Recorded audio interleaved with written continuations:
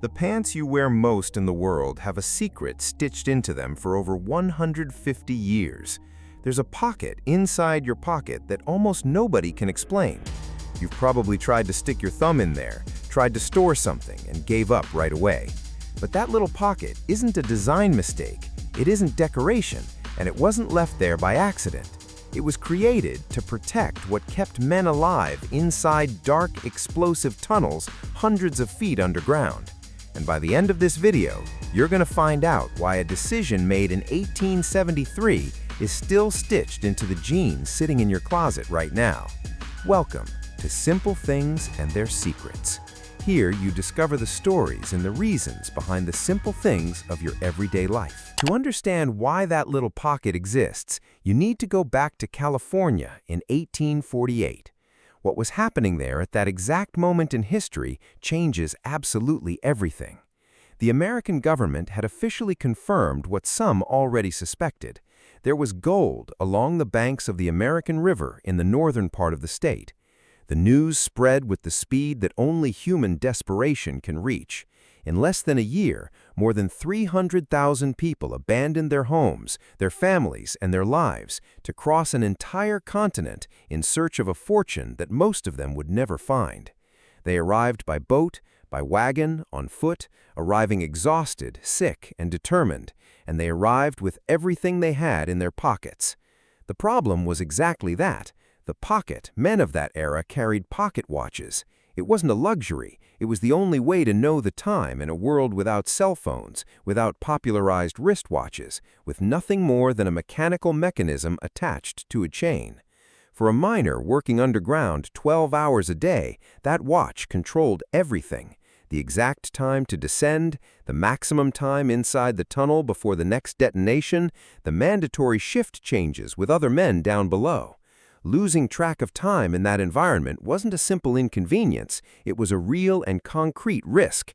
And the watch that prevented that could cost the equivalent of weeks of hard work. It was fragile in the way that only glass and mechanical precision can be when they meet rock, mud, and extreme physical effort every single day. Now, you're probably thinking, why didn't regular pockets solve that? The answer is going to change the way you look at any work clothing. Stay with me. The pockets on pants back then were too shallow and open to hold anything securely during intense physical effort. The miners bent over, crawled, carried weight, fell. Watches fell with them, broke, got lost at the bottom of freezing rivers. Every fall was a real and irreparable financial loss for men who were already living at the limit of what the body and hope can endure. And more than that, every broken watch meant a man with no time reference inside a tunnel where time was the difference between walking out or not walking out at all. That wasn't theory, it was the daily reality of those 300,000 people scattered across California. The issue wasn't aesthetic, it was survival disguised as a pocket problem. It was inside that problem that the solution appeared, and it came from a place nobody expected. Jacob Davis was a tailor born in Latvia who had emigrated to the United States and settled in Reno, Nevada. In 1870, a customer walked into his small shop with a straightforward request. She wanted pants sturdy enough to handle her husband's heavy work without tearing at the seams within a few weeks. Davis started experimenting with what he had available. He already used metal rivets to reinforce horse harnesses and heavy-duty canvas. He had the idea to apply the same principle to the seams of pants, especially at the points of greatest tension. The result was pants dramatically more durable than anything available on the market at that moment. Orders were coming in faster than he could keep up with production. Demand exploded. But Davis had a serious problem that very few people know about. He didn't have the money to register the patent on his own, so he wrote a letter to the man who supplied the cotton fabric he used, a San Francisco merchant named Levi Strauss, proposing a direct partnership.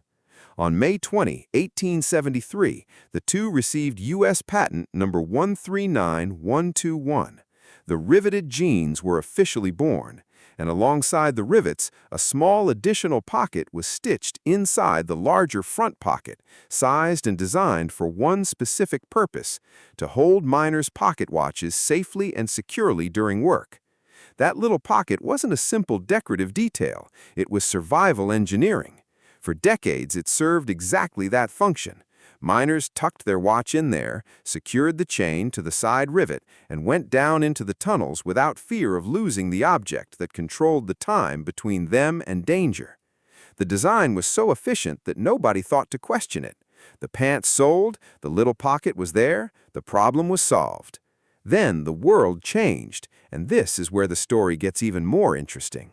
In the early 20th century, the wristwatch began replacing the pocket watch gradually and then overwhelmingly. World War I accelerated that process decisively. Soldiers needed to check the time without letting go of their weapons in combat, and the wristwatch was the obvious solution.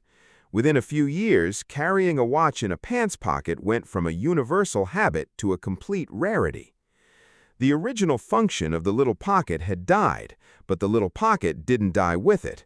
And the reason says a lot about how human beings relate to the objects they carry every single day without even realizing it. When a design element loses its original function, it normally disappears in later versions of the product. But the little pocket survived because jeans had become a symbol before anyone noticed it was useless.